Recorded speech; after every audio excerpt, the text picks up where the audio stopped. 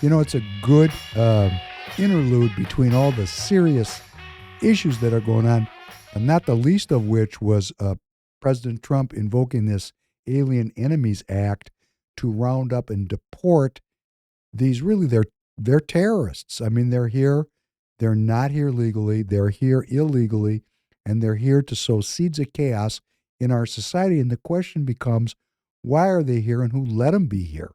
Why are they here and who let them come into our country? And many of us know the answer. They came in not just during the Biden administration.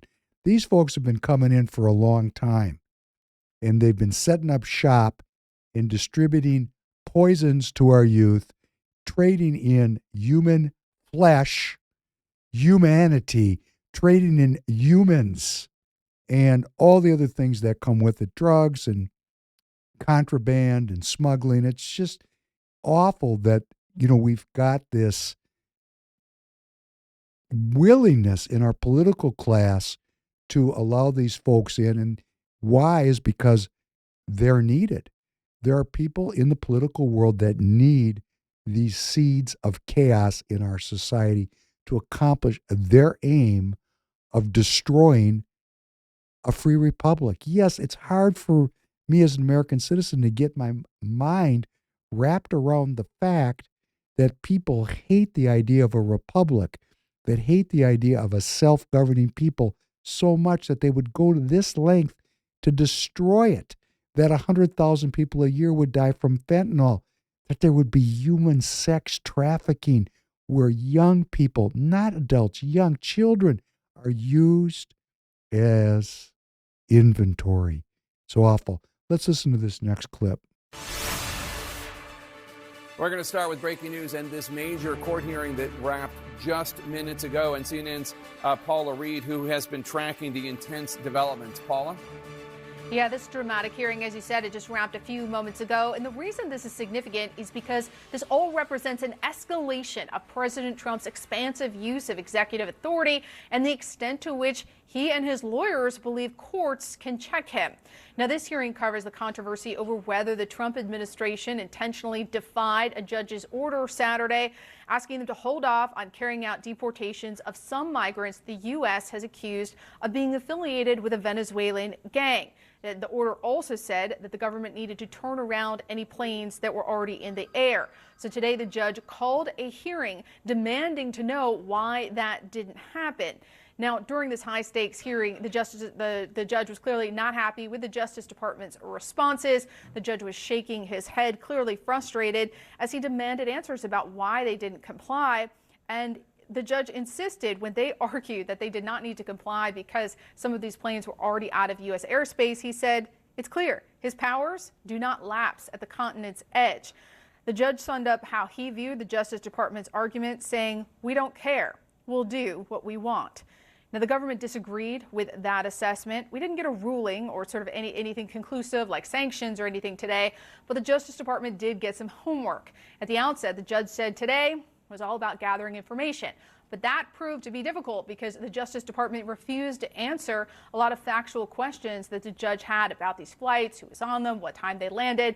So by noon tomorrow, he is demanding answers from the Justice Department to a series of questions, including wanting more information about how many planes departed the U.S., how many people in certain categories were in each plane, what foreign country or countries did they land in, what time they took off, what time they left U.S. airspace, and what time they landed in each country. Now, the judge was a little cheeky. He said he would put all these instructions in writing because the Justice Department, he said, does not want to obey his oral orders. The long game here, Jake, is, of course, to try to get before the Supreme Court because senior administration officials tell me they are confident that the super conservative majority at the high court will agree with Trump's expansive use of his power here. And it's interesting, in an unusual request earlier today, the Justice Department wanted to cancel this whole hearing. And if you look at who signed that request, it was every single senior leader at the Justice Department, proving that these are not just legal arguments, they are also political ones. All right, Paula Reed, thanks so much. Let's turn. What a great controversy we have going here. We've got these awful criminals that are here to sow seeds of chaos in our society. The president declares the Alien Enemies Act as a means of removing these folks. The ACLU sues to prevent the Justice Department and law enforcement from getting these people out of the country. And a judge, born in 1962, he was out in the East Coast going to school at the same time I was. This is a Yale graduate. He decided that the process, the due process issues, were more important than getting these skullduggerous characters removed from our cities. You know, I had the same thing right here in Minneapolis. Our Hennepin County Sheriff will not assist ICE because here in the belly of the beast, hey, these people are welcome. They're newcomers. Isn't that interesting? So from one street corner, we have a skullduggerous, dangerous, and deadly gang trading in drugs, humans, and contraband.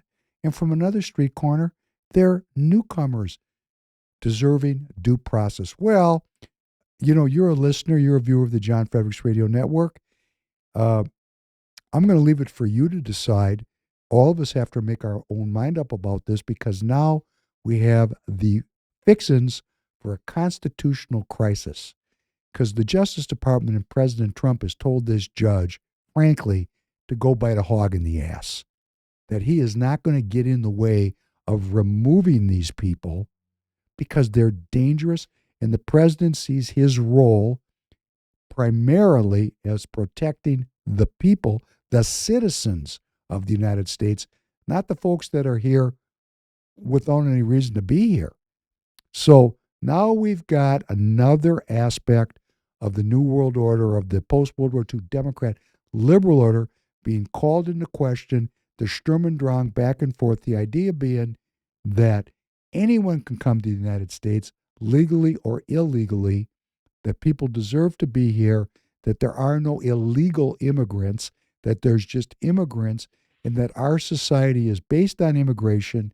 Everybody here came from somewhere, and therefore we're going to let all these folks in. But what is the difference?